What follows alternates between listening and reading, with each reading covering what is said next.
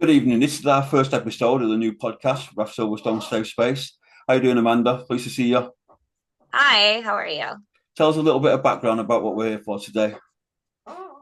Well, today we're going to talk about narcissistic abuse Yep. and basically the side effects of a relationship with a narcissist, or who's perceived as a narcissist, I should say. Neither one of us is a clinical psychologist, so Yep. I'm not making a diagnosis here, but yeah, Who are that's the what we're main here for. protagonists in this story then?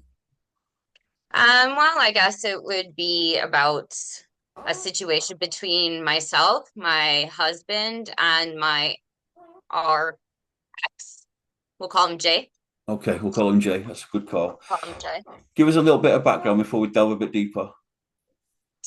A few years ago, so right in the beginning of COVID, the pandemic, I started talking to a group of people online, and there wasn't much else going on. So, and one of the people that I started talking to was my ex, and I knew of him. We'd never met in person before. I had mutual friends or acquaintances with him. And we just got close really fast. I took it to be the situation we're in, and we ended up being together.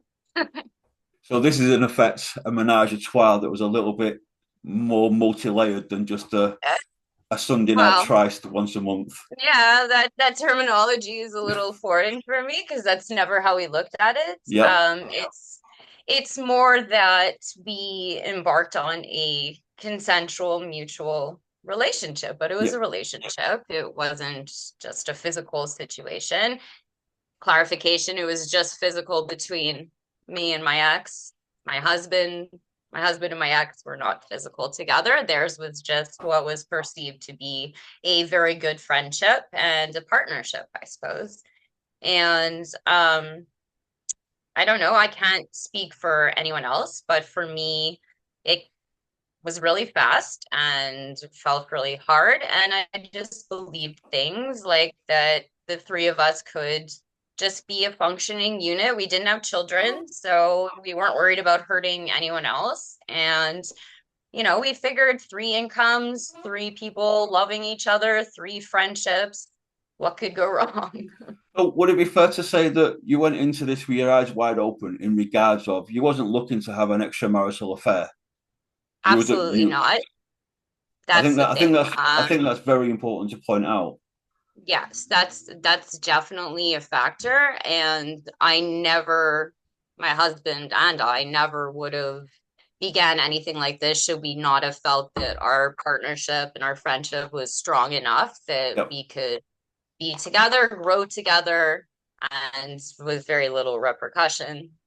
So yeah, I say we were naive about it, but absolutely very much a choice that we made together. Yeah. So for all intents and purposes, this was a fully functioning, I suppose, in terms of actually the dynamic and normal relationship, working, living, cooking, eating, being together.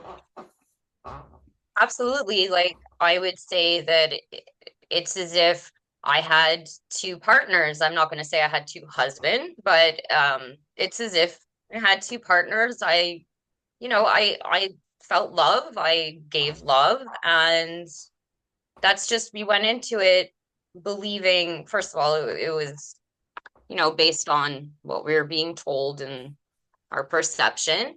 But yeah, we never went into it with any ill intentions. Nobody ever wanted to get hurt. We had agreements before. I mean, no written contracts, but everything was based on a mutual respect, partnership, and friendship. I mean, we had a very strong foundation, my husband and I believed that Jay and I had a very strong foundation too. And part of the appeal for me was the fact that my husband and Jay could be best friends as well. Like it wasn't anything seedy or anything like people may perceive. And I understand that that's how people would perceive it to be, but it really wasn't. It was a real functioning relationship. And for the first year, at least, it was working for the most part. And I was happy. What was that, if you don't mind me asking? What was the initial conversation like with your husband to introduce Jay into the actual marital home? Well, see, after so much has happened and so much trauma, it's hard for me to remember specific details. Yep, Um, I do remember relatively quickly that Jay and I discussed the possibility of could this work? It was between Jay and I first, so it was broached to me. And part of the appeal to him was being part of a already functioning, happy, loving relationship. So when I approached my husband about the situation, it was under that guise. It wasn't like asking permission to have an affair or of asking course. permission first to move someone into our home. It was asking permission for us to all try to love each other and just try to make that work together. So when I went to him, I'm not going to lie, he wasn't exactly thrilled with it. I don't know any husband that would be thrilled with it. We had already been together for at that point 15 years and nothing like this has ever come up before. Yeah. But honestly, my husband will do clearly anything to make me happy. And first and foremost, he's my best friend and he's my partner. So as hard as it could have been as a husband to try to navigate these things, he looked at it from a partnership and a friendship as well. And if I told him that I think this could work and we could all love each other, then he was willing to try that to make me happy. Was it initially successful? The first year, I would say, I'm not gonna lie, there are red flags. First of all, my ex and my husband are very different people, so things would come up. I would have arguments that I had never had with my husband. I would have arguments with Jay, but I took them more as to be part of the situation. It was a stressful situation, whether everyone was consensual, whether it was a choice we were all making. It doesn't mean that it was an easy choice. And I took it that it was going to be hard for everybody for different reasons. Yeah. And so, for the most part, I would say I was happy. Um, and they seemed happy. I'm Was not there going to any answer. was there any friction in terms of dominant male, like the masculinity coming out at all? Well, the thing was, when we let Jay move in, it was during quarantine. So he wasn't working, but we were under a misconception that he was in between jobs, not that he wasn't working, like that it was because of the pandemic. So for the first little while, like it was, it was fine. My husband's a businessman, and even during he was working from home, so he Yeah. was still working. He never wasn't working during the pandemic. So it was a little difficult. I mean, that one man would get up, go to work, and the other man would be sleeping or on the computer or whatever he was doing. So I think that caused a little bit of the initial friction. And otherwise, really, it was the fact that we would argue. And so, from my husband's point of view, if he's not arguing with me specifically about this or in general, then why is this person who asked to be a part of our relationship, asked to live in our home, to be with us, he didn't really feel that this person had any reason to be disrespecting me or arguing with me the way he was.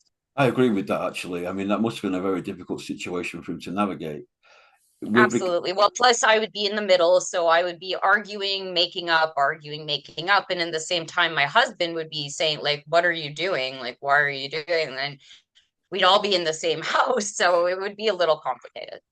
jumping forward a little bit, in hindsight, then would you say it was, I suppose, what we're saying about narcissistic for another man to try and insert himself within a relationship? Um, so initially, see, again, it's very hard after a lot of therapy and Yeah, years passing. It's easy in hindsight to see a lot of things differently. Um, I've been presented that case that it would take a very, I don't know about narcissistic at the time, but definitely a certain arrogance to, yeah. and To pull after that off. everything, exactly. Yeah, And after everything that happened, where I basically feel like I was nothing more than just a conquest or a challenge. So in hindsight, yeah, I can say that, but I can speak for myself at the time. I truly believed that this person loved me and I loved them. So I didn't look at it, I didn't see it from any negative like I was really fighting the negative context. I was really trying to see it with the purest, best intentions. Did Put you it that have, way. because of the pandemic, did you actually have like a settling in time where you was able to keep it under wraps and go with the flow and adjust to this new dynamic and this new person in your home? Oh, for sure, because when he first moved in, it was really right at lockup. So there was nobody around, like even walking around my area, like there was really nobody there. So I would say maybe a handful of people knew. He supposedly told his roommate at the time and his brother and father, I believe. But for from my aspect, I told my best friend and a couple of other mutual friends kind of knew because they knew that he was living here. So at first, people weren't really jumping to that conclusion. It was more like, well, he was staying with us. So, The best friend angle. What was the response? um, well, at the time, my best friend was going through a divorce. Yep. So I think it was, even though it's a very different situation, I think she was, instead of taking the focus on herself, it was easier for her. I mean, she's also a counselor, so it was easy for her to kind of see things from my point of view. And rather than tell me what she thought I should do or what she would do, she tried to just understand why I felt the way I felt and why I was doing the things I was doing and making the choices I was making. What was So the what can you there wasn't recall? much pushback. Can you recall the first moment when you kind of saw a red flag within your home and thought, okay, I need to be watching this more closely?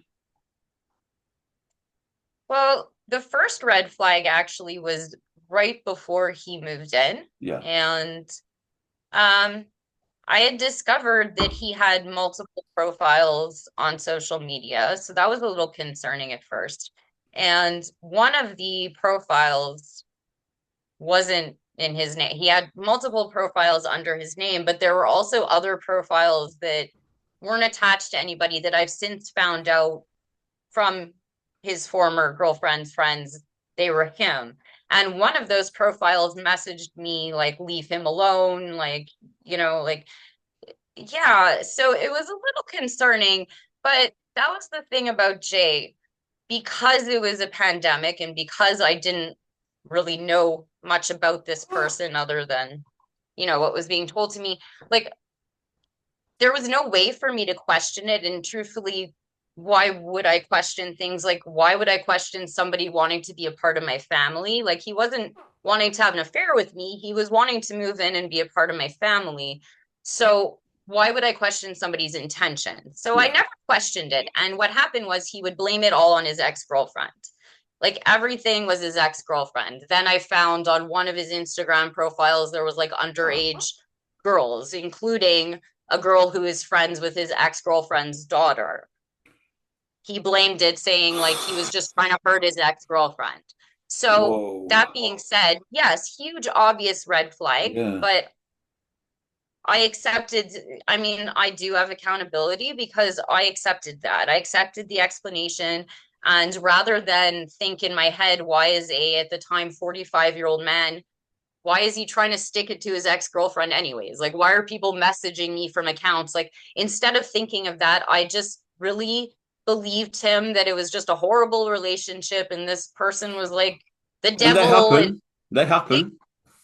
like Yeah. everything, especially with COVID, without people, why, like I hadn't, it's easy in hindsight or people looking in to say, like, well, why didn't you run screaming? Because I also had this person who was telling me, like, look, I know what people are telling you about me, but I'm who I am with you. Like, I love you. And why would I question that? Like, And why it's would not, I? we, if ourselves, viewers, we all make exceptions when we first start dating somebody. We ignore the idiosyncrasies, we ignore the red flags, we ignore what we might know from a previous relationship because, Yeah.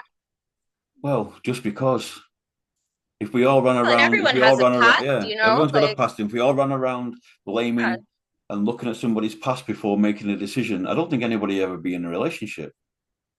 no, exactly. So, and I was married. Like this person was also coming into my, so even though like one could say it's inappropriate, whatever, I still had empathy for the person who loved me, loved my husband, whether it was just a friend or not, but still could never really be who he wanted to be. So, I mean, all those things took into account, and I on it, I believed him. I believed him because why would I question it?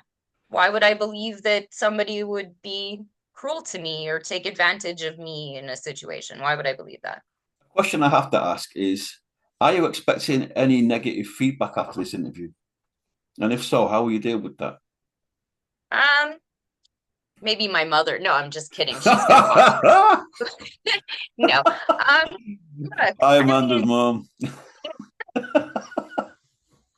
I'm not, I don't, I'm not patting myself on the shoulder. You know, his cruelty, his taking advantage of me of a situation, that's on him.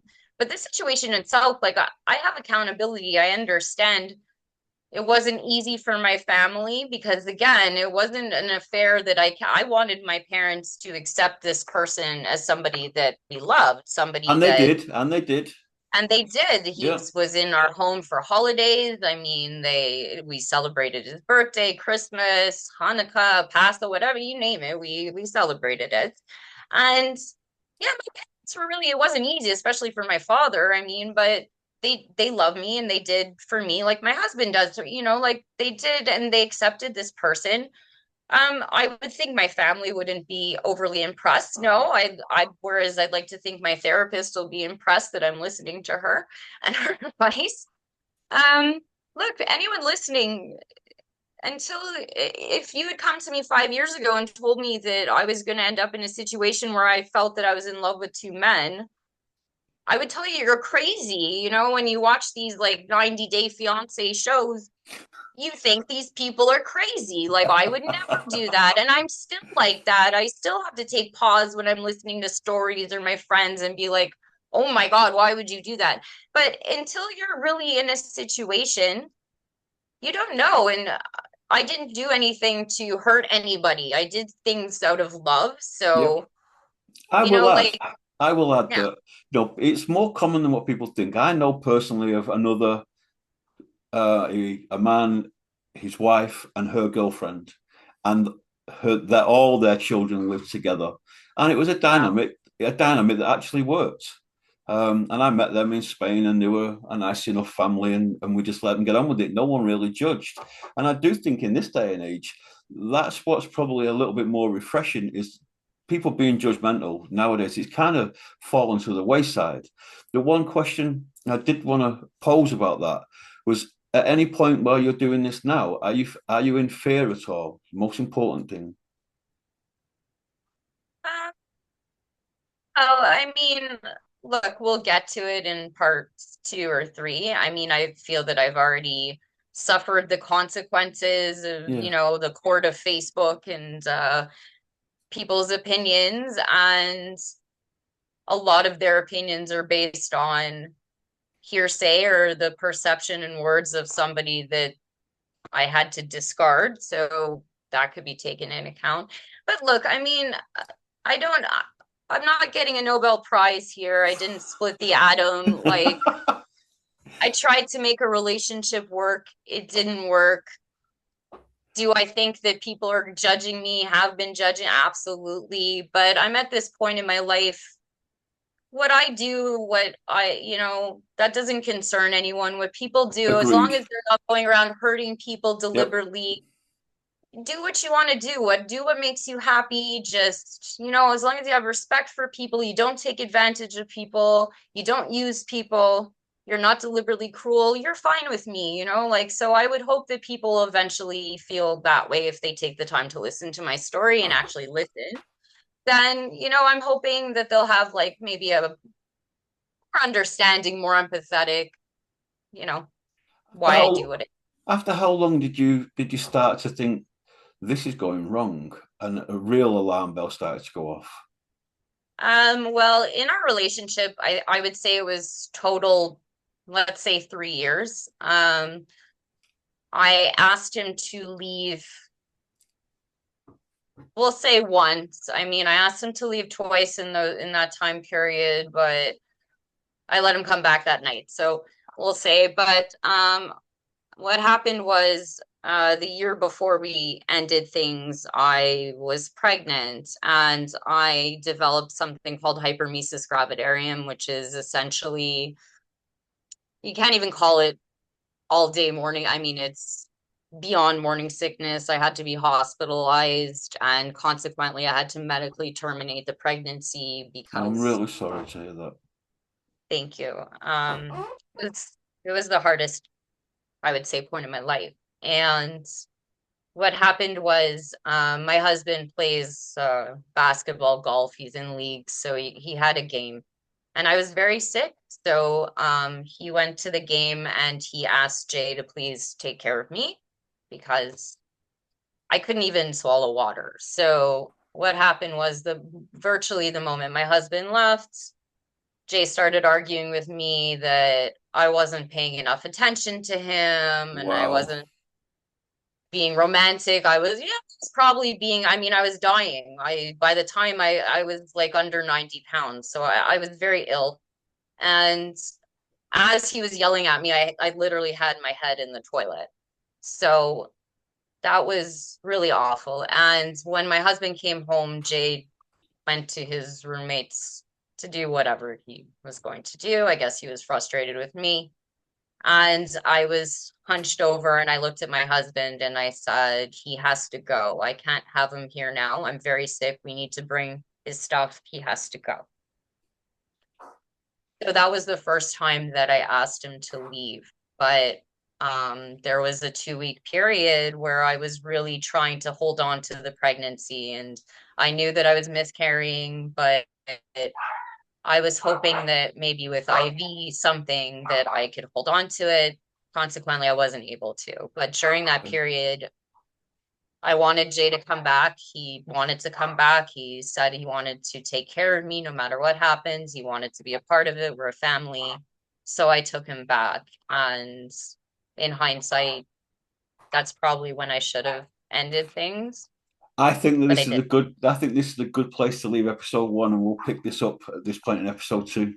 Thank you for your time. Absolutely. You Thank have you a very wonderful much. day. You too. Bye bye.